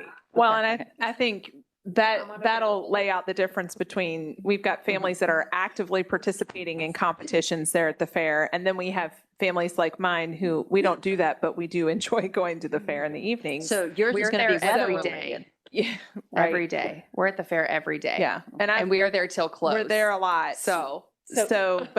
But don't have to. So what are you doing there? Because I mean, like, I have a camper there. We're So- just hanging out, eating Just food, hanging out. making lemonade. and honestly, truly volunteering a lot. I mean, Sarah and I volunteered a ton this year. So if I wasn't there with my kids, letting them run around like wild maniacs, eating cotton candy, I was there volunteering late. And so if you knew back to school night was Tuesday, would you plan on going to back to school night, or would you plan I for went the to fair? back to school night and then went straight to the fair. Okay. But it's late nights every night, which my kids love. But then come, Sunday night, we're like, okay, back to the routine of school. My kids are like, yeah, right. We just had a week of fun. Yeah. One more question for you. With the spring break time, the question was, do you want 2 weeks at spring break? So the question that we have right now on the survey is, what is most important to you and your family? And you choose one, Okay, right? 2 weeks at winter break, 1 full week at spring break, a full week at Thanksgiving. We talked about a full week at Thanksgiving a little bit last year. Starting school after the fair, starting school after Labor Day, ending school earlier than we historically have at or around June the 6th, and no school for students on all federal holidays. okay. So right now, that's what we have. We can. Can you amend add that. a other in blank space? Yeah. The, the one thing that I can remember last year being a topic of discussion was making sure we stayed away of spring break too early in March, I think it was, because there were a lot of people that still like to do something that week that can't travel, can't afford to travel, but don't want to be stuck at home and it's still cold. So I think we did a good job last year. And at that date, I like to kind of stay around that. Yeah, I think the Same calendar time. this year has it like March 31st, April Okay, I 1st think- to the 4th, somewhere in there. It was kind of close It's like last very year, end right? Of March to the Yeah. 1st of April. And then basically looking at the calendar, we kind of started working on last week. It's the same time because Easter is actually moved up 2 weeks earlier and it falls over the Easter holiday. Okay, all right. So the spring break is corresponding dates right now, what we looked at for this school year. Okay. So what I'm hearing, and this is kind of the big thing that we've heard a lot of times, is the back to school night during the fair week is a really difficult thing to do. And to look at pushing that to the following week, which is what our calendar committee was discussing, like how do we push back to school night the next week? Which means you have to push the start of school later, which means you have to pick those days up somewhere in the school year. Right. So, and I will say, to your point, Ms. Horst, about the elementary teachers on the committee, were like, can we please not do a 4-day week? Yeah, yeah, they're saying it. That's what I'm getting Well, ready to comment on. Why not a 3-day week? Well, So- my counter to yes. Mr. Cross and the spring break request is that I think that could be a question you ask about the timing of when we want spring break. I'm one of those teachers that'll tell you that if there are no snow days from January until March, you are like, we are really suffering. The It's a long teacher, haul. there's a long break. There's really nothing without snow from January until end of April. And if it snows, it's great. We love a late spring gonna break. snow But on if there is spring no break. snow, the kids are tired, the teachers are tired. on There's not a spring lot break of now. national holidays in there. I'm just telling you, you get to about beginning of March, and if spring break isn't close by, if it's not close in sight, you sometimes just feel like you're going to drag yourself there. And it feels really, I mean, really, we need days off. No, well, So I would advocate sooner, but I think the community might give some good feedback if they prefer a March or an April. And I think 2 years ago, we have addressed that in our calendar, in our schedule, where we're not having a lot of 5-day consecutive work weeks for teachers throughout our year. Am I correct with that? Like we have a lot of work from home days like we just did, and give a shout out to the board for allowing the teachers to do that on Friday. But there's a lot of weeks, like next week is on Tuesday, we won't be in school. So Monday, there's a lot Tuesday. of weeks throughout the year that we've planned where teachers aren't going 5 days a week. Is that true as well? So for this current year, we have Monday, Tuesday next week, and then in February, it's like 15th, 16th, I think, or 14th, 15th, somewhere in there, that we have the same 2 days like we do next week for November. And then we have spring break for 5 days, and then 2 weeks later, we have Friday off. It's because it's wrapped around Easter, and Monday is I think it's a work day. I'm trying to Right. remember, it's a work So day. we've taken a lot of that. So we into do have some consideration. things that are broken Right. up in the spring. Right. Yep. So, all right. Sounds No, good. really quickly, just because I don't want this teacher to think I forgot her. Kindergarten teacher told me the same thing. She was like, it is too early in the week for kindergartners on a Wednesday or Tuesday, if we ever do that. So yeah, Thursday and Friday. And I just want to say that because they tell you these things and they're like, remember a year and a half from now, but we really do. We write these things down. And as soon as she said it, I'm like, yes, they definitely feel the same way. So thank you for saying that. I have just 2 last things. I know that the teachers had said that they really liked having that work day or an extra day that they could return after there was a break, right, last year? Yeah, they were like, we need a day, yeah, to get back in our classroom without the students. I just wanted to throw that in there because I know a lot of them were like, we really appreciated that. We need a day in our classroom before they come back without, I don't want to take away them to feel like, yeah, we return Monday, so I have to go in there Friday for whatever reason. I want them to have their full break. And then I'm also curious, and you don't have to answer this, just something like data on vacations. What are I'm not somebody who takes vacations a lot during the school year or goes on elaborate fun trips, but what are the holidays or the weeks or the breaks that we have that you see a lot of students Thanksgiving's coming up and we have school Monday and Tuesday. Do we have a lot of kids missing that Monday and Tuesday because they say, we're going to Disney and this is 2 days, it's fine? I mean, I know I'm going out of town Thanksgiving, but I'm leaving right after school on Tuesday and it is going to be a hard drive for my kids, but that's just what I'm doing. But what's the data there? What are the hard weeks that we miss kids because? So I don't have that data. Yeah, that's what I'm saying, However, just, historically speaking, Monday and Tuesday, Thanksgiving are not well-attended days. I can remember many years ago, we went Monday, Tuesday, Wednesday. You take Wednesday off because a lot of kids didn't come Wednesday. Well, now they don't come Monday, Tuesday, right? So, maybe a negative effect on that. But with the winter holiday, this year we have 2 full weeks because of the way that it fell with the 25th and the 1st. And next year we would have the same. And looking at the calendar, it looks like it'd be 2 full weeks because otherwise we would see, if we were in school Thursday, Friday before the winter break, we would miss kids on those days. Like they would take those days. Yeah. We have that data, right?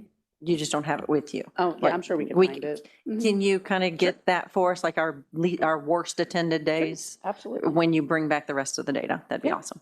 Okay. All right. Thank you, Ms. Abernathy. You're Appreciate you coming tonight. Thank Thank you. you for your time. Thank you. Next on our list tonight is Ms. Becky Tennell. Thank you for waiting patiently tonight for us.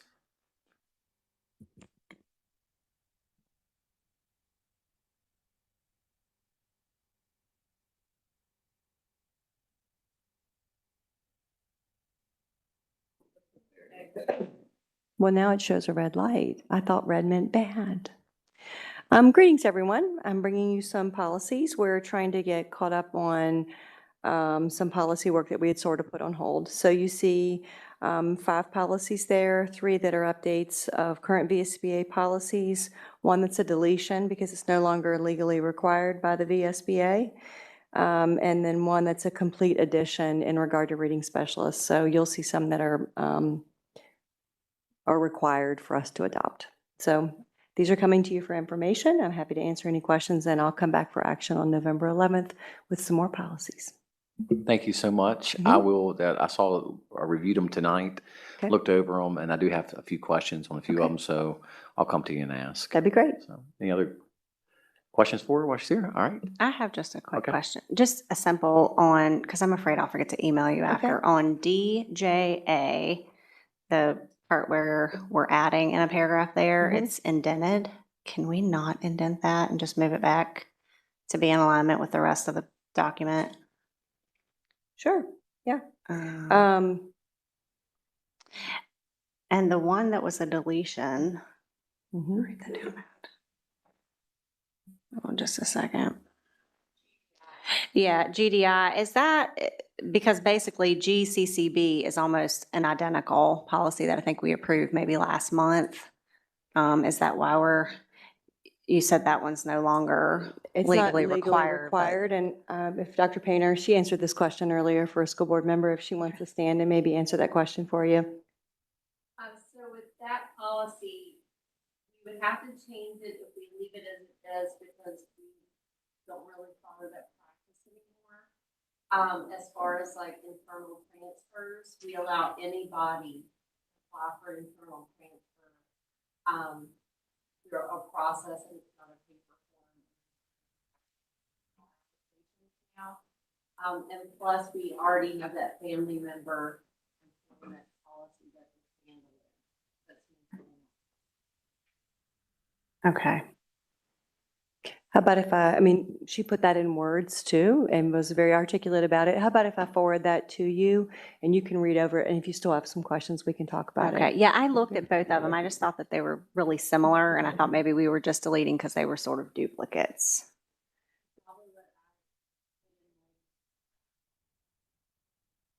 Okay. Okay. Thank you. I'll forward the reply to you. It was as well. good. Thank you. I Yes. didn't have a chance to say thank you yet, but thanks for answering my questions about that policy. All right, thank you. Okay. Sure, Appreciate your thanks. time. Yes.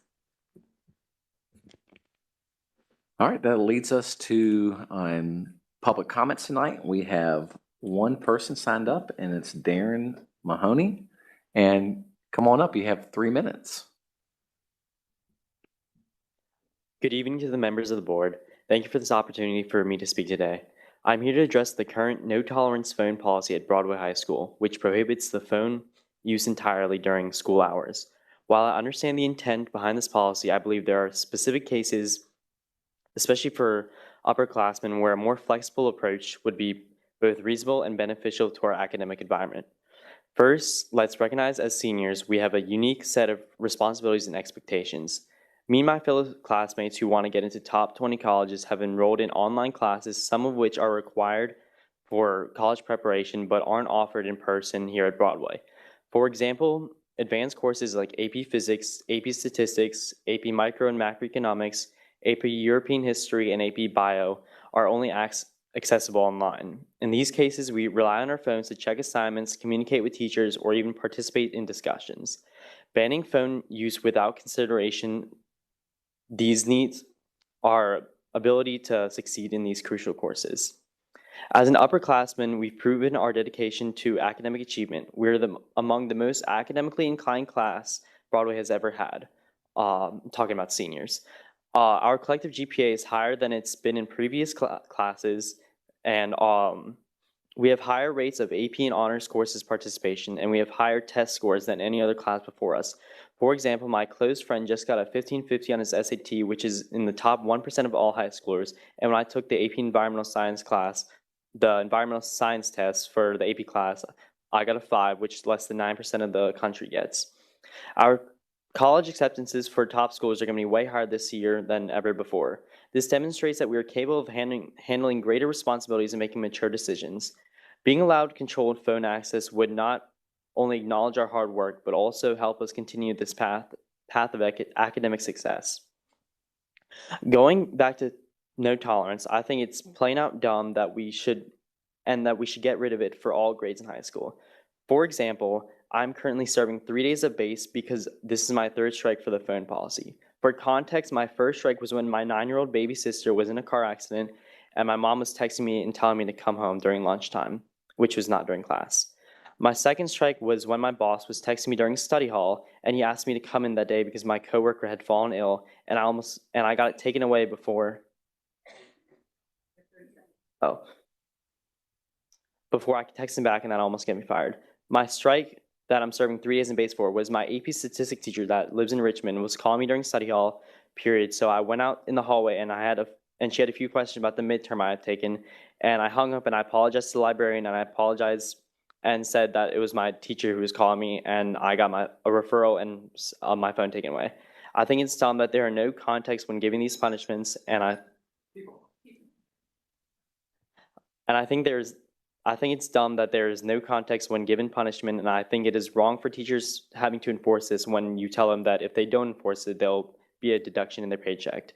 We're not asking for unlimited use, but rather for a more reasonable policy that reflects the specific demands of upperclassmen. Allowing phone access in non-disruptful situations like study hall or lunch periods could provide us with needs without compromising the focus and integrity of the classroom environment. And before you tell me to take it up with Glenn Youngkin, his policies won't be given until January, so I'm pretty sure it's your guys' choice. Ms. Mahoney, how much time do you have left? I mean, how much more do you have Just a left? small paragraph. All right, just continue. Just kind of hurry up because. Okay. In conclusion, I urge the board to consider revisiting the phone policy to give seniors the privilege of not unlimited, but limited phone access. I think you should trust in our ability to use this privilege responsibly, as we have been proving our commitment to our education and further success. Thank you for your time and consideration. Thank you, Mr. Mahoney. I do have one question for you before you leave, if you don't mind. Yep. And then actually I have two questions. One response and one question. So one response would be for everyone that's listening tonight, especially parents, bosses, AP teachers living in Richmond or wherever, and they may be helping out. Don't communicate with your student through text messaging or calling them throughout the school day. I'm a parent as well, and one of the things I do is I call the school and I talk with the school to ask them to give the message to my child. That's worked every single time I've called, whether it's leaving an item for him for track practice, whether it's something that he forgot, whatever it may be, it works. And so I haven't had to communicate with him throughout the day by texting him, and that's what we're trying to see that goes on throughout our schools, right? So I'm sorry that you got caught because these people were texting you, but they really shouldn't be texting you. The one question I do have, though, is your Wi-Fi accessibility through your Chromebook that the county gives you free to use. Are you able to communicate? Because I've talked with a couple of people that say they have a problem communicating with colleges for their application process. In which way? Through emails. So when Like- you do the college application and be able to communicate with the schools, are you having a hard time getting on their websites? Are you having a hard time communicating Well, with them? everything for college, most of it's been blocked. Like for Common App, for especially I'm applying to 20 different Right. schools, most of them top 20. Yeah. When you go on the website, most of the time it's blocked. I have to get administrator approval or something like that, and it doesn't let me request from the Chromebook. So it's been hard getting all the information, how much fees are, what the colleges want, talking to applicants, talking to admissions advisors, stuff like that. So Yeah, and I thank you for saying that because I have heard that complaint this year. So, Dr. Shiflett, if we could get with Mr. Gillette on this and see how we're able to get the kids to be able to have access to communicate with colleges, especially with their applications, because that's so important for them to be able to do that, especially as this young man's spoken so well tonight, that you're growing up, you're taking on responsibility, you're trying to do that, and a lot of times you need to do that while you're at school, and we want to be able to provide them that capability to be able to do that. So thanks for coming tonight. Thank you for. I have a Okay. question too. All right. When I'm done. My follow-up question. Thanks for coming tonight, and thank you for being so respectful and communicating so well tonight. You've done a great job, and your parents should be proud. I have Wait a a second. follow-up question for you. You're, if I may, you said you're taking an AP class remotely. Is I'm that taking correct? 5 of them online because we don't offer them at Broadway. Because we don't offer them. Yes, ma'am. So is there a way, I know we have said that parents can email, we've got a fix for parents so that, two parents per household can email their students, which I would like to check on that because I have emailed one of my kids from my personal email account and it got kicked back. So we need to check on that. But I would think in this situation that those professor or instructor emails would also be able to get the exemption from the email block, I guess, is what I'm Are you asking. taking courses through Virtual Virginia? Yes, sir. Okay, so we can look into that. Mr. Gillette, well, if you want to speak to it now, I don't want to put you on the spot, sir, but. I got it right here. Yeah, that was my concern as well, was him having access. Although I want you to focus on your school while you're at school, right? Not, doing two things at once, but you should have access to all of that. I also did want to say, we're not docking anybody's pay if they report you having your phone. We can't do that. So if that's a rumor, that's I not know, true. A few of my teachers have been saying that. Oh, they're probably joking. Yeah. But thanks for advocating. Yeah.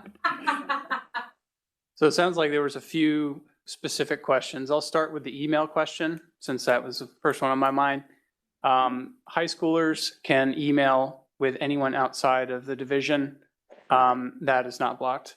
Anyone under that, if they are in middle school, only specific domains outside of us can send or receive emails. So he should be able to email just fine with his instructors because. Yes, yes. That I will speak to on your behalf on this. That is a problem, though, Mr. Gillette. I've talked with our career coaches. They're saying that they're having to come in, contact the county, ask them to unblock a certain part for them to be able to Emails? communicate. Yeah, well, I'm sorry, not Oh, emails, websites, website. okay, Yeah. sure. Yeah, so about a year and a half ago, we had an incident where a new type of proxy server, a new way to bypass our content filter was exploded on the internet, and it affected all content filters, including especially Rockingham. And what we had to do was block any website that our content filter had not yet categorized. So if it doesn't detect it as education, then and it goes into an uncategorized thing, it'll be blocked. And that's exactly what's happened. And I'm really sorry about that. And what, just a second. And what, and the biggest complaint that I've heard about with this is students who are applying to colleges. Because sometimes, you know, you might go to the main Virginia Tech webpage and it'll be okay. But then you go to some subdomain where it's like the farming one or something, and that one might be blocked. And it sometimes might take us a day to get to that and unblock it. That is it's impacting kids for sure. Yeah, did you have something to say about that? Yeah, I was just wondering why would it be possible to have different blocking for different like grades for like upperclassmen, lower class? Yes. Why don't we?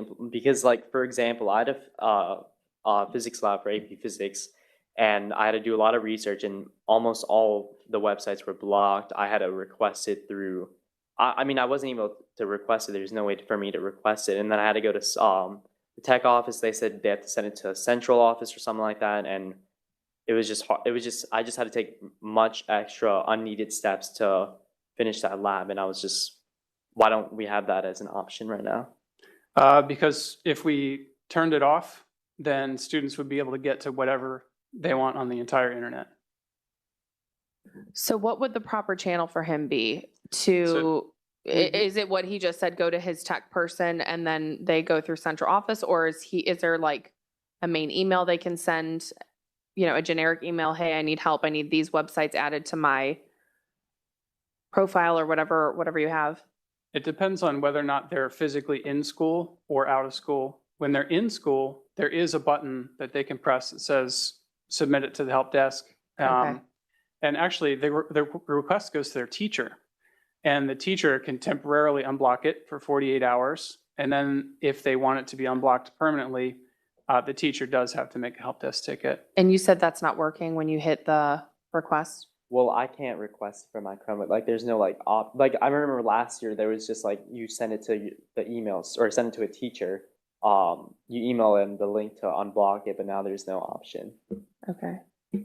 There is. So yeah, Well, we get dozens of those a day. So I'm sure that's working. In your specific case, I couldn't say. Thank you, Look at it though. Thank you, Mr. Gillette. Mr. Honey, thank you for coming tonight. We will look into this and see what we can do, but thank you for coming tonight and Thank you. advocating for this. Thank you. What was his first name? Darren? Thank you for advocating for your peers. I think that's awesome. You're all by yourself, but good job. All right, this leads us tonight to our school board questions, and I'll start with Ms. Laura. I think my first question is, did we do part 2 of the agenda? As far as returning to open meeting and You wasn't and we here for certified? that. Yep. Okay, good. I'm sorry I missed that. Just wanted to make sure we certified it before we closed everything. It's certified as you can get. Awesome. And then I was tired, so I forgot to mention that some of the results from National Convention, the East Rock livestock judging team got a silver rating at National Convention. The ENR, that's Environmental and Natural Resources team, got a silver rating at National. The BHS, or Broadway High School, was top 7 in the nation on the Strengthening Communities Award area, and were recognized on stage for that. And the Broadway High School Conduct of Meetings team placed 4th in the nation, which is huge. So congratulations to all of those students for that. And I believe that is all I have. Thank you. Thank you, Ms. Lohr. Ms. Hurst? Ms. Hurst? Ms. Cave? Nothing here. Thank you, Ms. Cave. Ms. Berkeley? I just wanted to say that if you have no plans Friday night to head to a football game, I know Broadway is hosting their soldier tribute game, and they have senior night this Friday. So I'm hoping to be able to be there if it's not too cold, but I think it'll be a good game. East Rock, I do believe. Am I right? May not be a Come good on, game. Larry. Is it? Am I right? Okay, good. Yep. You're going down like the Bears went down yesterday. The Bears losing is Dr. a sore Shiflett? subject for me, okay? I'm good, sir. You good? And wait, I did- wait, I'm sorry, I missed. MTC got a gold rating for meets judging. My apologies. I think that's all of them now. Is that it, Ms. Laura? Okay. It's okay. I did have one question for you, Ms. Laura, because you brought it up. How many sheep do you have on your property right now? I do not count my sheep because every time I do it, I fall asleep. How many sheep does the school? Yeah. Well, how many MTC sheep do I have? MTC has around 20 head, and I legit have around 80, but I don't keep them counted because my husband thinks we only have 80, and that's all we're going to talk about right now. Ms. Laura, so you have 20 from MTC that you're housing? Approximately 20, yes. As per the MOU that we have. Okay, that's it. That's all I had. Now, we do have reason to go into closed session. Do I hear a motion to go into closed session? I move that the board enter a closed meeting under Virginia Code Section 2.2-3711A1 for the purpose of discussing and considering personnel matters, including assignment, appointment, promotion, performance, demotion, salary, disciplining, or resignation of specific employees. The subject matter is board action pertaining to specific employees. I also move the board enter into a closed meeting under Section 2.2-3711A2 for the purpose of discussing student matters that would involve the disclosure of information contained in student records. The subject matter is student requests for release from compulsory school attendance. All right, thank you, Ms. Cave. Do I have a second? Thank you, Ms. Hurst. Any questions or comments? Hearing none, all those in favor, say it. Yes. All right. Motion passes 5-0. All right. That will end our meeting. Thank you for coming out tonight.